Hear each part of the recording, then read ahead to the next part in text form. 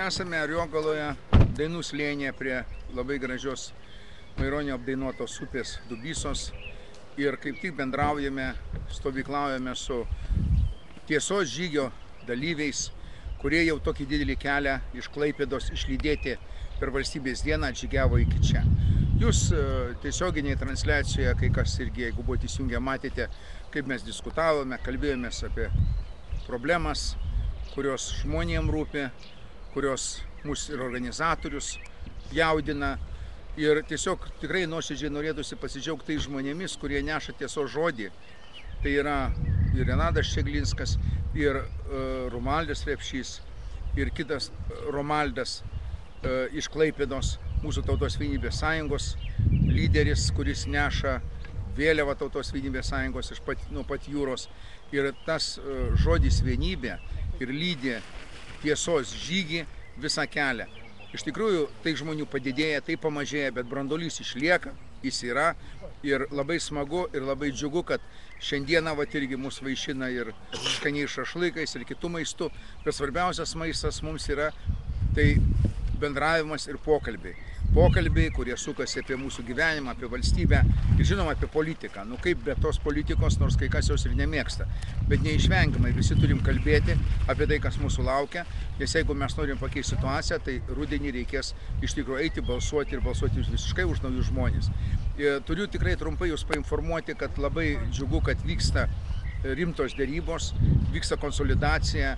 Mūsų Tautos vienybės sąjunga, kurie aš atstovauju, kartu su Tautininkų sąjunga, kur Gintaras Songaila vadovauja, Socialdemokratų sąjunga Arvydas Akstinavičius ir Ozolo centristų partija ir Ozolas ir Skrupskelis, kurie vadovauja tai partijai. Mes vedam dabar darybas dėl rimtos koalicijos, kuri kol kas vadinasi Už Lietuvą Lietuvoje. Taip pat yra pakviesti žalieji, kad jungtųsi kartu ir taip pat rems šitą koaliciją judėjimas, Tautos forumo judėjimas už teisingumą, kuris organizavo masę mitingų. Atvira šita koalicija yra ir Drąsos kelio, atvira ir Kuolio ne visai aiškiai sukurtai partijai, mes nežinom jos likimo, bet mes vakar apskritam stale kalbėjomės, mes pasakėme, mes niekam neužsidarome ir mes prieš skaldymą pasisakome, nes reikia sutelkti antisisteminės jėgas. Mūsų vienintelis principinis dalykas, kad prieš šitą sistemą, kuri išvarė iš Lietuvos milijoną žmonių, būtų sutelktos jėgos ir kad šita publika būtų nušluota. Nes visa tai, kas vyksta Lietuvoje, šiandieną neturi jokio pateisinimo. Ir dėl mergaitės ėmimo, ir dėl visų įvykių Klonio gatvėje, ir dėl kitų įvykių, kas vyksta Lietuvoje.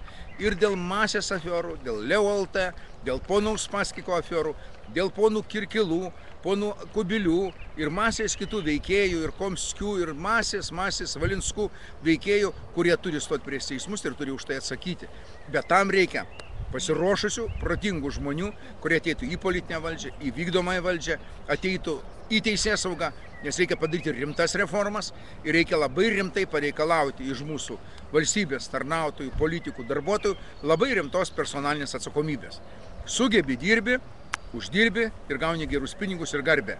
Nesugebi pasitrauki, jeigu darai niekšingai, tai už tai turi būti ir nubaustas. Aš nesikartosiu, bet tik noriu pasakyti, kad mes esame optimistai, mes būrėme žmonės, įvairius žmonės. Gal mes nesutarėm kai kuriais atskirais momentais, bet mes vienu dalyku sutarėme. Iš tikrųjų, Lietuvoje yra neeilinė situacija, Lietuvoje labai reikia tiesos, Lietuvoje reikia vienybės ir Lietuvoje reikia darbo. O trys esminiai dalykai, kurių šiandien reikia mūsų Lietuvai. Žygis rytoj tęsis iš Ariogalos, iš šito gražaus Dubysos slėnio. Mūsų žygeiviai eis link Kėdainių. Kas mane girdi ar išgirs, prašau irgi organizuoti pakeliui sutikimus. Specialiai einama ne per Kauną, bet einama pro Kėdainius, paskui toliau eis į Jonavą. Iš Jonavos eis ten pro įvairius miestelius link Elektrėnų, po to per Vievį ir atitinkamai Grikiškės ir Vilnius. Mes planuojame, kad 17 valandą, 17 Liepos, tai yra ateinantį antradienį, Vilniuje, Daukanto aikštėje prie prezidentūros įvyks mūsų tiesos žygio dalyvių sutiktuvės. Kviečiame visus, kurie mane girdi, ir padaryti sekančius darbus. Visų pirma, dar įsijungti esamą žygį, taip pat nebūti skupiem atsivežti kai ką, padėti mūsų žygeiviam truputį ir maistu, o svarbiausia dėmesiu, kartu su jais paišyti ir rašyti žodį tiesos, vienybės, darbo, kartu praeiti, tegu valandą, tegu pusę dienos, o gal ir panakvoti, pabūti, pabendrauti ir žmonėm aiškinti. Ir taip pat būtinai kviečiu ir Vilniečius ypač ateiti 17 Liepos, antradienį 17 val. Kaip tik po darbo į sutiktuvės Daukanto aikštėje, kad mes labai vieningai parodytume, kad mes to žmonės, o dalis iš jų pražygiuos nuo Baltijos jūros iki mūsų sostinės ir iš svarbiausios institucijos prezidentūros ir atneš būtent prašymą prezidentei, kurį mes paskui ten perskaitysime, bet esmė to prašymo, kad prezidentė atsistotų su tauta, pasakytų, kad ją klanas valstybininkų įtakoja ir jinai nori to klano nusikratyti ir dar likusius 2 metus ruošiasi tarnauti tautai. Ir mes jai padėsime ir atleisime jos paklydimus. Bet jeigu jinai nenori būti su tauta, o būti su klanu, reiks visus nušluoti. Ir būtent pirmoje eilėje valstybininkų klaną. Nes jeigu mes su jais nesusitvarkysime, Lietuva niekad nematys nei tiesos, nei vienybės, neturės darbo. Lietuva paprasčiausiai išnyks.